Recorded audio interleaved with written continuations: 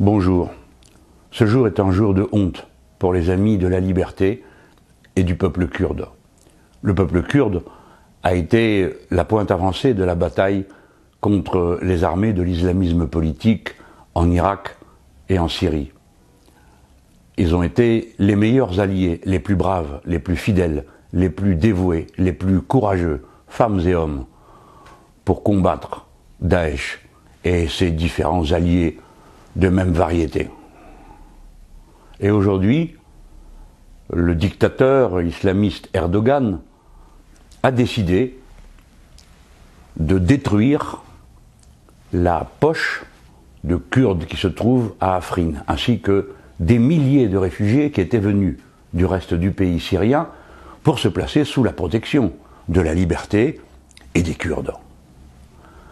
Le dictateur a décidé de les agresser, a décidé de les détruire, a décidé de les anéantir. Et depuis tantôt une semaine, c'est sous les bombardements, par voie aérienne, par les mitraillages et les canonnades incessantes, par voie terrienne, avec le plus gros matériel disponible pour tuer, massacrer, détruire, que le dictateur est en train d'étrangler la résistance des Kurdes. Nous connaissons nos amis kurdes, comme nous les avons vus à Kobané, à Rojava. Nous savons qu'ils se battront jusqu'au dernier. Nous savons donc qu'Erdogan ne peut emporter la mise qu'à la condition de tuer tout le monde. Ceux qui se trouvent là, Kurdes, mais aussi réfugiés, qui sont solidaires de ceux qui les ont accueillis, les Kurdes. Et pendant ce temps, où sont passés tous ceux qui nous ont fait tant de leçons sur la guerre en Syrie, sur ceux qui passent des heures à diffuser des images quasiment toutes truquées d'un camp ou de l'autre à propos de la bataille de la Ghouta, à ceux qui ont poussé des cris d'indignation justifiés contre Bachar al-Assad, mais qui n'ont pas un mot contre Erdogan. Et nous, Français, que faisons-nous? Où est notre place? Sommes-nous seulement le wagon qui accompagne la machine de guerre nord-américaine et turque? Parce que c'est de cela dont il s'agit. Plus les puissances régionales qui agitent leurs doigts, fournissent du matériel, payent des gens, pour que cette bataille soit à la fin victorieuse au profit de M. Erdogan et de son gouvernement dictatorial. Que faisons-nous, nous, Français?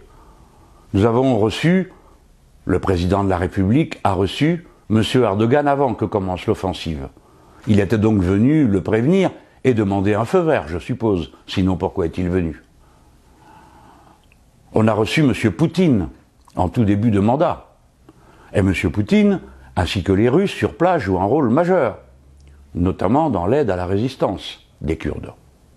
Est-ce que ce n'est pas nous, notre rôle, les Français, d'être entendus par toutes les parties et d'intervenir pour obtenir que le cessez-le-feu décidé à l'ONU soit appliqué? D'intervenir pour que la conférence internationale débouche qui permette à toute cette zone de retrouver la paix et la tranquillité. Voyez-vous, dans le débat à propos de la Syrie, à propos des Kurdes, qu'ils soient en Syrie ou en Irak, nombreux sont ceux qui s'agitent en vue d'une victoire, les uns ou les autres. Leur intention est qu'un camp l'emporte, écrasant et détruisant tout de l'autre. Quant à nous, me semble-t-il, ce ne doit pas être notre choix. Nous devons être ceux qui empêchent que la nuit de l'obscurantisme de l'islamisme politique s'abatte sur cette zone. Mais surtout, nous ne sommes pas les partisans d'une victoire, nous sommes partisans de la paix. Nous voulons rétablir la paix. Nous voulons que cessent les bombardements. Nous voulons que cessent les massacres. Et nous ne trions pas entre les victimes. Il n'y a pas les bonnes victimes, les bons agresseurs, les mauvaises victimes, les mauvais agresseurs. Dans cette affaire, alors qu'il est, après des mois et des mois, que dis-je, des années de guerre, il n'y a plus de gentils. Il n'y a que des méchants. Il n'y a que la guerre.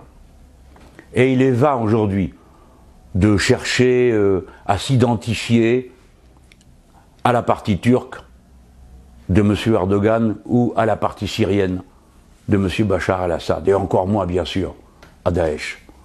Il faut aider les Kurdes à continuer à porter ce qu'ils sont, c'est-à-dire la liberté des hommes, la liberté des femmes et les formes de coopération qu'ils ont mis au point qui leur permettent de faire vivre une société d'un type tout à fait nouveau, délivrée des chaînes de l'argent et de l'exploitation. Je pense que le président de la République, M. Macron, doit maintenant intervenir. Il ne peut pas rester silencieux et assister au massacre de nos principaux alliés sans dire un mot. Il doit en particulier renoncer à qualifier de terroriste le PKK. Le PKK, c'est le Parti communiste du Kurdistan, on aime ou on n'aime pas, mais ce n'est pas une organisation terroriste. C'est une organisation combattante, qu'on approuve ou qu'on n'approuve pas, ce n'est pas le sujet.